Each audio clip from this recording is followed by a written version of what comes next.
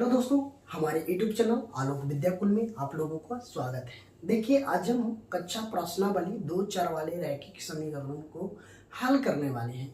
दो चर वाले रैखिक समीकरण का 3.4 को आज हम हल करेंगे, जो कि हम इसको पार्ट 1 पार्ट 2 में पूरा वीडियो समाप्त करेंगे और एक वीडियो ऐसा लाएंगे जो कि एक फर्स्ट और सेकंड दोनों का मिक्स करके लाएंगे, तो कि एक वीडियो में पूरा सफाया हो जाएगा। तो बच्चों, अभी तक हमारे चैनल से नहीं जुड़े हैं तो हमारे चैनल से जुड़ जाइए और अपने दोस्तों के साथ जरूर शेयर कीजिए, ताकि मैथ से आप परेशान हैं, मैथ अगर आप लोगों को समझ में नहीं आ रही है, अब बोर्ड का एग्जाम आपको नज़दीक है, तो अगर आप मैथ में अच्छा स्कोर करना चाहते हैं तो हमारे YouTube चैनल से जुड़िए और हमारे चैनल को जरूर अपने दोस्तों के साथ शेयर कीजिए। अगर अभी तक चैनल को सब्सक्राइब नहीं किए हैं तो चैनल को जरूर सब्सक्राइब कर लीजिए। तो आज हम दो चर वाले रैखिक समीकरण का जो 3.4 आज हम बताने वाले हैं। इससे पहले हम 3.3 को सॉल्यूशन दे दिए हैं, तो यूट्यूब पर जाके आप प्लेलिस्ट भी बना हुआ है, प्लेलिस्ट में जाके आप वहां से चेकआउट करके आप पूरा सॉल्यूशन देख सकते हैं। तो इसमें हम 3.4 की बात कर लेते हैं बच्चों। 3.4 में आपको एग्जाम में सवाल ऐसा ही पूछा जाएगा कि या तो प्रतिस्थापन विधि से हल करें या तो विलोपन विधि से हल करें, या इसमें आपको सिर्फ दिया हुआ रहेगा कि हल करें। ये आपको 100% श्योरली है कि आपको 2 नंबर में ये सवाल तो आपसे पूछा ही जाता है।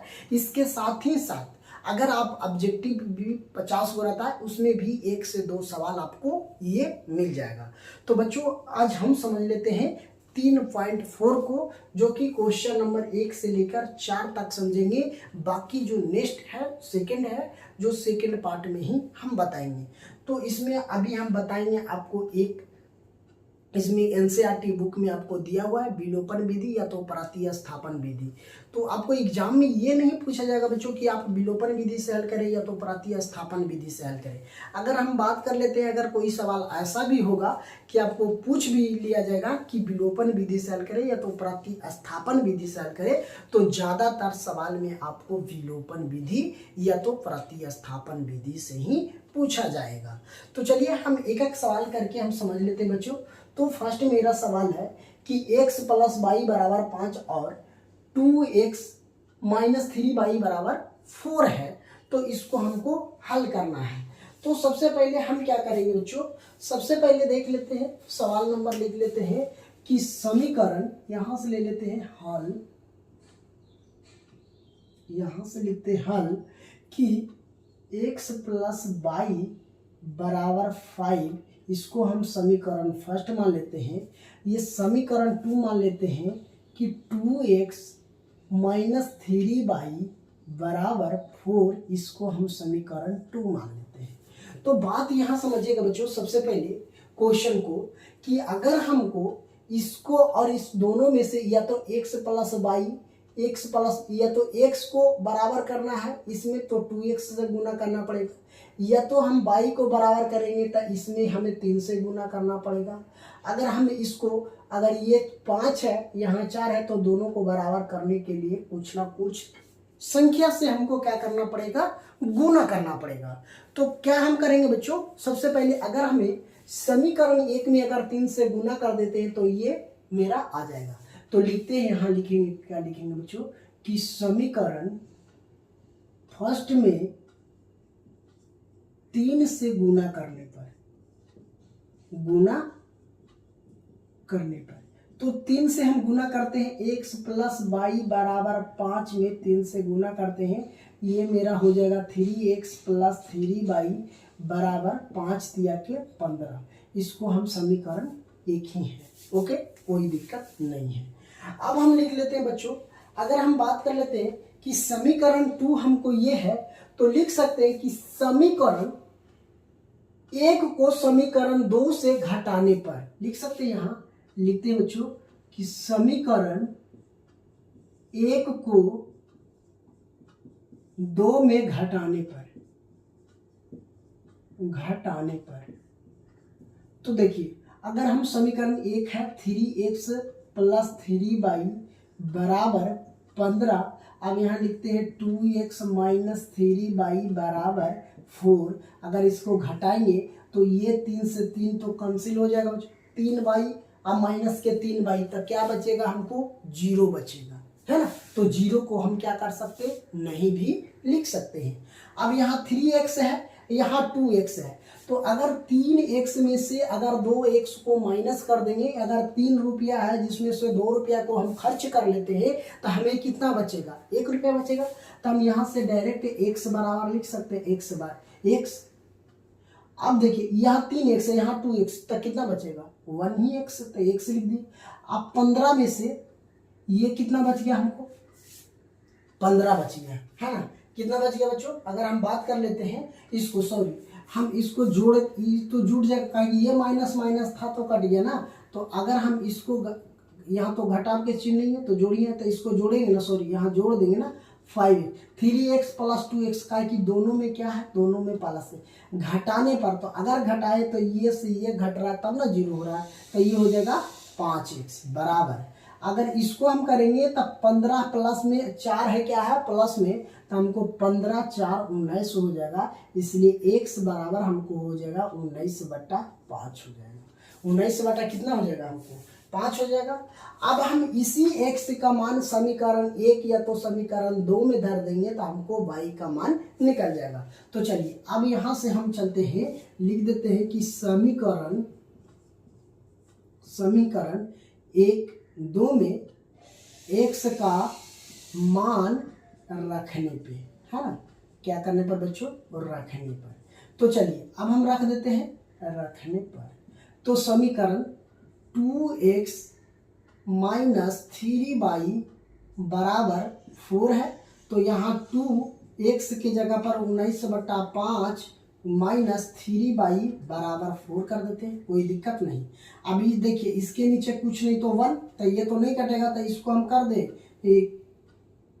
इसको हम क्या कर दे, 19 दूना के 38/5 हो जाएगा।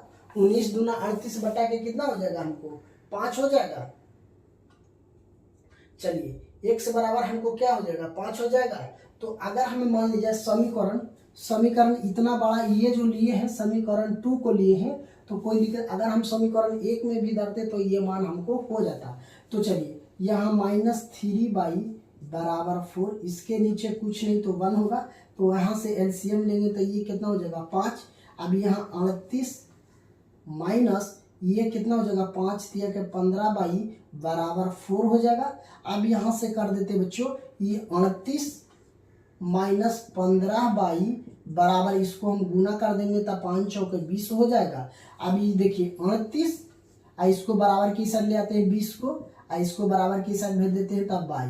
अब यहाँ से घटा लेंगे तो हमको कितना बच जाएगा, इसको अगर हम घटाएंगे तो ये 8 हो जाएगा और 3 में से 2 जाएगा 1 बचेगा बराबर 15y। इसलिए हमको y बराबर क्या हो जाएगा बच्चों, y बराबर हम लिख सकते हैं कि y बराबर हम लिख सकते हैं कि 18/15। 18/15 5 से हमें काटेंगे तो ये तो 15 कट जाएगा लेकिन 18 नहीं काटेगा। 3 से काट देते हैं 6 या 18, 3 5 के 15, इसलिए हमको y बराबर 6/5, यही मेरा आंसर हो जाएगा। अब हम बात कर लेते हैं बच्चों, x बराबर 19/15 हो जाएगा, y बराबर हमको 6/5 हो जाएगा। यही मेरा क्या हो गया राइट आंसर हो गया। हमसे पूछा क्या गया था कि प्रतिस्थापन विधि से मान ज्ञात कीजिए या विलोपन विधि से मान ज्ञात कीजिए, या तो विलुप्त करके भी बना सकते हैं या तो विलुप्त विधि से हम आपको बता चुके हैं प्रथम वीडियो में, तो वहां से भी विलुप्त विधि से बना सकते हैं। ये प्रतिस्थापन विधि से बनाए हैं, तो ये प्रतिस्थापन विधि आपको सवाल में या तो विलोपन विधि बोल दी जाए या तो प्रतिस्थापन विधि से बोला जाएगा बनाने के लिए, या तो सवाल में सीधा सीधी दे दिया जाएगा कि हल करें समीकरण 1 समीकरण 2 को क्या करें हल करें। तो ये सवाल आसानी से आप लोग समझ गए होंगे। चलिए अब हम बात कर लेते हैं बच्चों, दूसरा सवाल है मेरा। दूसरा सवाल कहने का अर्थ है कि दूसरा सवाल ये है कि 3x प्लस 4y बराबर 10 और 2x माइनस y बराबर 2। तो इसको भी हम प्रतिस्थापन विधि से हल करेंगे। विलोपन विधि से हम आपको क्या जो 3.3 को हम हल किए हैं। चलिए अब हम यहाँ समीकरण 2 से चलते हैं। समीकरण 2 है 3x प्लस 4y बराबर 10। समीकरण फर्स्ट, समीकरण 2 को हम मान लेते हैं 2x माइनस 2y बराबर 2, ये समीकरण 2 है। ये कौन है? समीकरण 2 है। तो इसको भी हम हल करेंगे। तो इसको कैसे करेंगे? यहाँ देखिए 3x प्लस 4y बराबर 10, यहाँ 2x माइनस 2y बराबर 2 है। तो इसको दोनों को अगर हमको इक्वल करना है, या तो x के करेंगे, अगर इसमें अगर समीकरण 1 में x का इक्वल करेंगे तो इसमें भी समीकरण 2 में भी x का मान उतना नहीं होना चाहिए। तो अब हम क्या करेंगे? या तो y को, यहाँ 4y है तो इसको 4y बनाने के लिए 2 से गुना करना पड़ेगा, है ना। तो हमको तो आसान होगा कि अगर हम समीकरण 2 में अगर हम 2 से गुना कर देते हैं तो हमको 4y ये आ जाता है ना, आ जाएगा। तो चलिए अब हम यही कर लेते हैं। तो चलिए देख लेते हैं बच्चों कि क्या करना है। तो हम समीकरण को क्या करते हैं कि गुना कर देते हैं समीकरण 1 में, है ना। तो चलिए समीकरण 1 को ही करते हैं, समीकरण 2 को ही करते हैं। तो लिखते हैं कि समीकरण 2 को 2 से गुना करने पर तो यहाँ पे कितना है? 2x माइनस 2y बराबर 2 गुना 2 कर देते हैं। तो ये हो जाएगा 4x और माइनस का 4y बराबर 4 हो जाएगा। अब हम इसको समीकरण 1 और समीकरण 2 को क्या करने पर लिख देते हैं बच्चों कि घटाने पर, है ना। क्या करने पर? घटाने पर। तो हम चलिए लिख सकते हैं यहाँ पे कि समीकरण 1 तथा 2 को घटाने पर, है ना। तो लिखते हैं समीकरण 1 कितना है? 3x माइनस के 4y प्लस के 4y बराबर 10। कहीं कि बड़ा से छोटा में घटता है जी। एक बात ध्यान रखिएगा कि जब भी घटता है तो बड़ा से छोटा में घटता है। तो बड़ा समीकरण 1 न है और समीकरण 2 क्या है? छोटा है। अब इसको हम करेंगे तो ये समीकरण 2 4x माइनस के 4y बराबर 4। अब इसको ये देखिए 4y माइनस के 4y हमको क्या बचेगा जी? 0। अब इसको 4x plus 3x plus 4x बराबर हमको 7x बराबर कितना हो जाएगा? 14। इसलिए हम x बराबर लिख सकते हैं कि 14/7, 7 दूना के 14। x बराबर हमको कितना आ गया? 2 आ गया। x बराबर हमको क्या आ गया बच्चों? 2 आ गया। अब हम समीकरण 1 तथा समीकरण 2 या तो 1 में या तो 2 में x का मान, अगर x का मान धर देंगे तो हमको y का मान निकल जाएगा। तो चलिए हम यहाँ से धर सकते हैं। तो चलिए यहाँ से हम धर देते हैं समीकरण 1 में।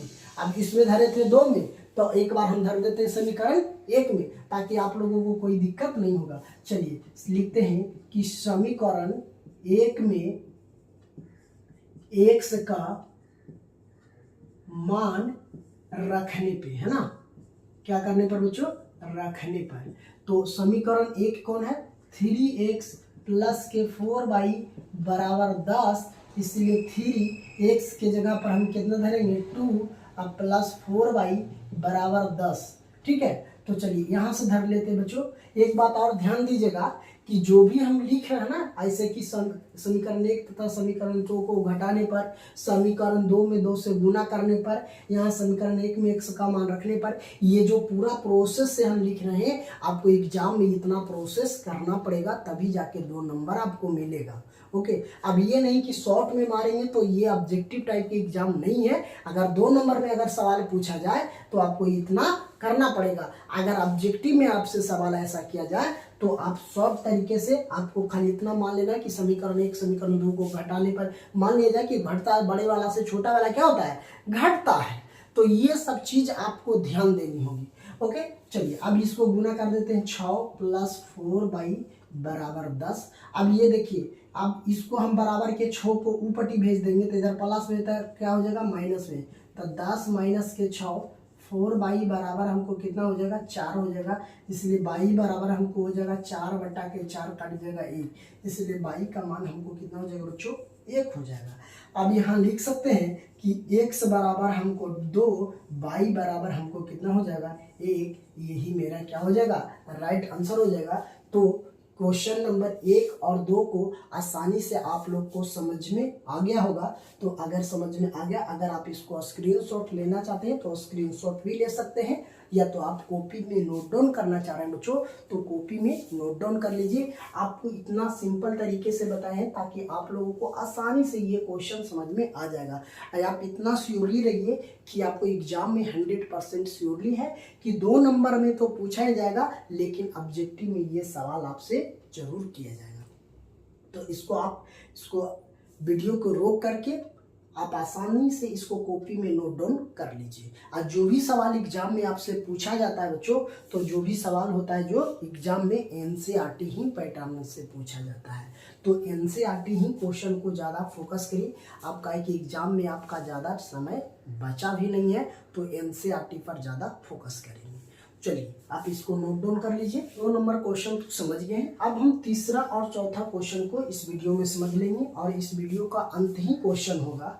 और जो सेकंड पार्ट में वीडियो लाएंगे बच्चों, उसमें आपको जो भी बचा हुआ रहेगा वो सवाल को हम सॉल्यूशन करेंगे। तो सबसे पहले नंबर क्वेश्चन की बात करते हैं बच्चों, तो आपको 1 और 2 नंबर क्वेश्चन आसानी से समझ गए। उसी प्रकार से हम 3 और 4 को भी समझ लेते हैं। तो देखिए क्वेश्चन नंबर 3 कह रहा है बच्चों, क्वेश्चन नंबर हमको 3 यहाँ पे कर रहा है। पहले क्वेश्चन को समझना है कि 3x माइनस 5y माइनस के 4 बराबर 0, इसको समीकरण 1 लिखेंगे। समीकरण 2 हमको है 9x बराबर 2y प्लस के 7 बराबर 0 है ना। यहाँ पे क्या है बच्चों 0 है, इधर साइड में मेरा 0 है, तो समझ गए। तो अब इसको भी हमको हल करना है। अभी हम बताएं प्रतिस्थापन विधि से, उसी तरीके से हम इसको भी हल करेंगे। तो चलिए अब हम बात कर लेते हैं बच्चों फर्स्ट क्वेश्चन की। तो फर्स्ट क्वेश्चन को हम पहले इसको जो टेढ़ा मेढ़ा मतलब इसको जो सीधा नहीं है, इस टेढ़ा मेढ़ा लिखा हुआ है उसको हम सबसे पहले सीधा करके लिखेंगे। सीधा करने का अर्थ ये है कि देखिए बराबर में इधर 0 है, इधर 4 है, तो इसको हम कैसे सीधा करेंगे। तो लिखेंगे बच्चों यहाँ कि मेरा 3x माइनस के 5y बराबर, इसको हमें -4 को बराबर के इस साइड भेज देंगे, तो इधर माइनस में है, बराबर के उस साइड भेज देंगे तो हमको क्या हो जाएगा प्लस में हो जाएगा। तो क्या हो जाएगा प्लस में 4 हो जाएगा। इसको हम समीकरण 1 अब मान सकते हैं, या तो ऐसे भी कर सकते हैं, तो कोई दिक्कत नहीं है। चलिए अब हम इसको लिख सकते हैं, या तो यहाँ भी अब लिखते हैं हम समीकरण फर्स्ट। अब इसको क्या करते हैं बच्चों, ये जो 9x है इसको हम 2 को माइनस इधर ले आते हैं बराबर की साइड, तो प्लस के माइनस के 2y, इधर तो प्लस में है तो प्लस में ही छोड़ देते हैं। इसको हम समीकरण 2 मान लेते हैं, कोई दिक्कत नहीं। समीकरण 1 और समीकरण 2, तो ये देखिए जो पहला जो समीकरण 1 था उस तरीके से हमें इसको क्या कर लिए बच्चों लिख लिए। कोई दिक्कत हुआ इतना लिखने में, आपको कोई प्रकार के किसी प्रकार के कोई परेशानी तो नहीं हुआ होगा बच्चों।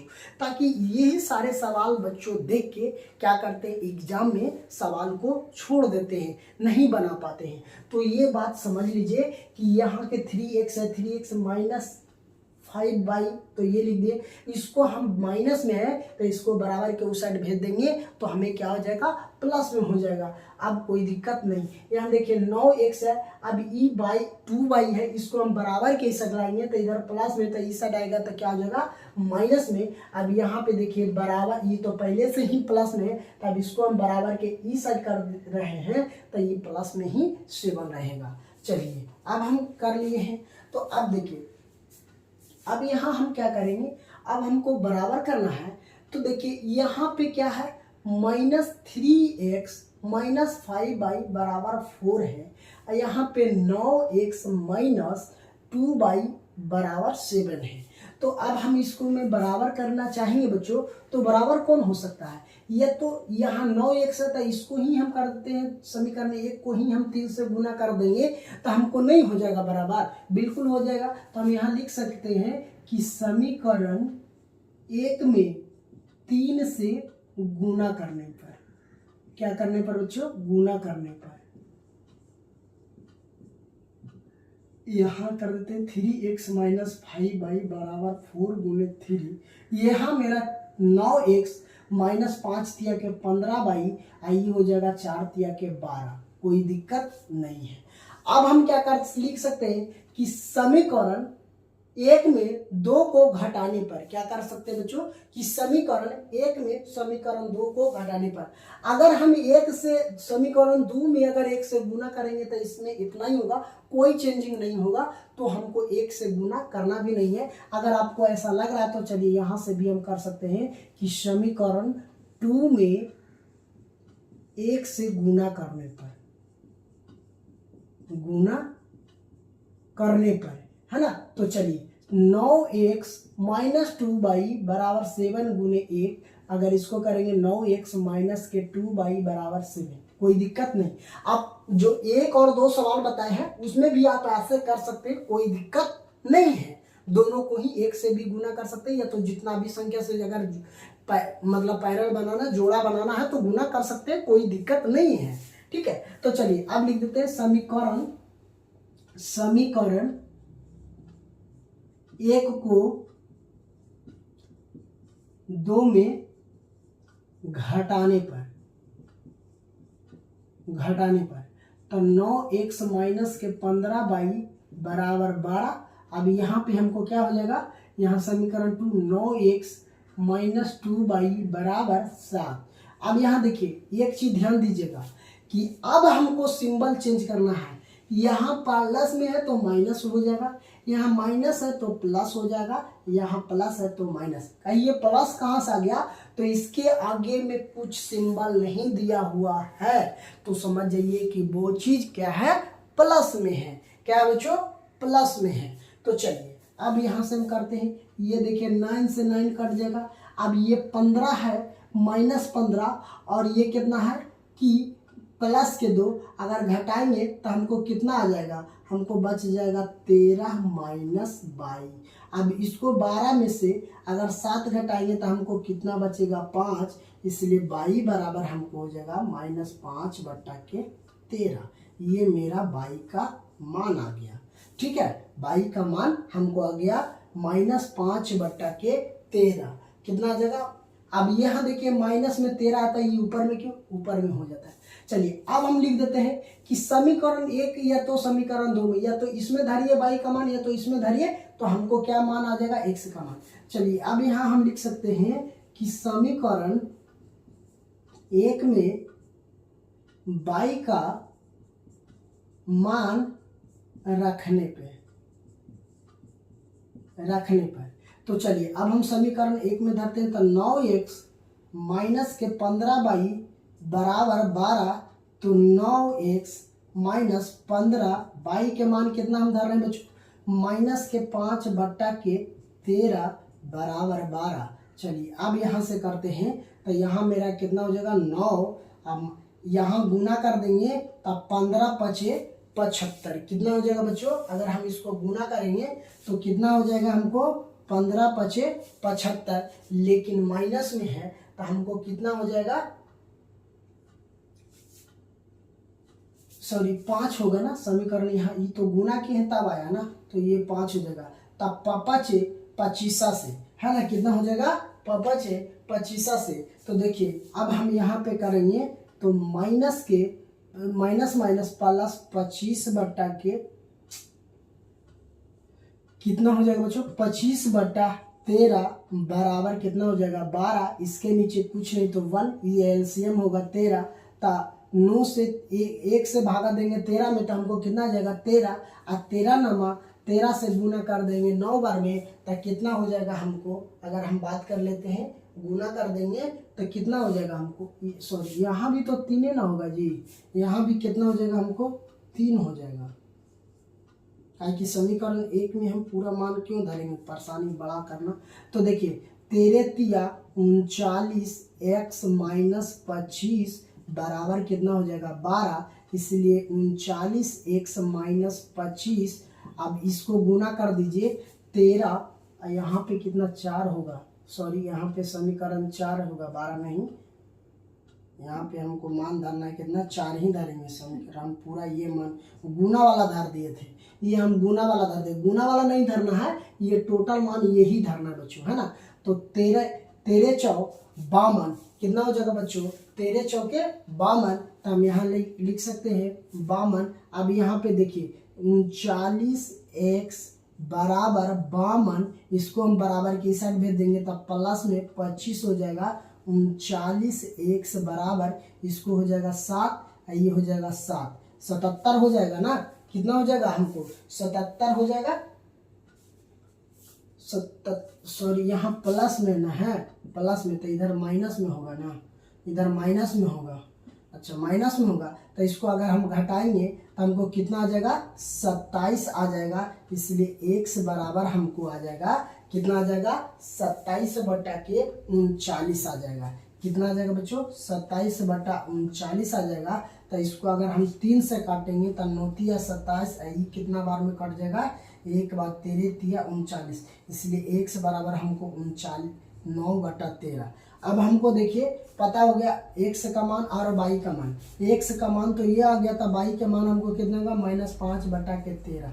यही मेरा क्या हो जाएगा बच्चों राइट आंसर हो जाएगा। तो ये सवाल भी आप लोगों को आसानी से समझ में आ गया होगा। अब यहाँ पे हम गलती ये किए थे कि हम ये गुना वाला ले लिए थे 12 और ये 15, इसीलिए कोई दिक्कत नहीं, समीकरण 1 वाला ही 1 ही लेना था। ओके कोई दिक्कत नहीं है। चलिए अब हम चौथा नंबर सवाल भी देख लेते हैं बच्चों। चौथा नंबर सवाल है कि x/2 + 2y बटा कितना है 3 बराबर -1। अब हमको 2 है, x - y बटा के 3 बराबर 3। कोई दिक्कत नहीं है। चलिए अब हम इसको देखिए, बटा वाला है तो बहुत सारे लोग क्या कर देते हैं, छोड़ देते हैं, डर जाते हैं कि ये तो बहुत हार्ड है। लेकिन बच्चों कुछ भी हार्ड नहीं है। अगर भीम के जोड़ अगर आप जानते हैं तो आप इसका भी आसानी से क्या कर सकते हैं, हल कर सकते हैं। अगर भीम के जोड़ अगर आप जानते हैं तो कोई दिक्कत नहीं है, आप इसको आसानी से हल करेंगे। तो बोलेंगे गुरुजी कैसे इसको हम आसानी से हल कर सकते हैं, तो चलिए देखिए बोर्ड पे हम बताते हैं। सबसे पहले देखिए x/2 + 2y/3 है बराबर 1 है, तो इसको एलसीएम लीजिए कितना हो जाएगा 6। 2 से अगर हम भागा देंगे 6 में तो कितना बार में भागफल आएगा 3, तो यहाँ पे हो जाएगा हमको 3x प्लस इसको का भागा देंगे 3 से 6 में तो 2 बार में, तो ये हो जाएगा 4y बराबर -1। अब इसको हम यहाँ लिख सकते हैं 3x प्लस के 4y बराबर 6 से गुना कर देंगे 1 में था -6, इसको समीकरण 1 ले लेते हैं। कोई दिक्कत, तो देखिए जैसे ये था तो ये सही आ गया, कोई दिक्कत नहीं। अब इसको भी इसके नीचे कुछ नहीं है तो 1, इसको एलसीएम लेंगे तो 3 हो जाएगा। यहाँ मेरा 3x माइनस एक बार में था ये y ही हो रहेगा, ये 3। अब इसको हम 3x माइनस y बराबर 3 या 9, इसको हम समीकरण 2 ले लेते हैं। कोई दिक्कत। अब हम क्या करेंगे बच्चों, अगर हमें बात कर लेते हैं कि अगर हम इसको करना चाहते हैं तो हम लिख सकते हैं कि समीकरण 2 को समीकरण 2 में घटाने पर ऐसे भी करके सवाल बना सकते हैं। तो चलिए अब हम यहां से कर लेते हैं, समीकरण 1 को यहां लिख सकते हैं कि समीकरण 1 को 2 से घटाने पर तो 3x माइनस प्लस के 4y बराबर -6। अब यहाँ लिखते हैं 3x माइनस y बराबर 9। अब इसको घटा देते हैं तो यहाँ माइनस, यहाँ प्लस है था माइनस के सिंबल, यहाँ माइनस है था प्लस के सिंबल, यहाँ क्या हो जाएगा माइनस। अब ये 3 से 3 कट गया। अब ये 4y और प्लस के y तो कितना हो जाएगा 5y।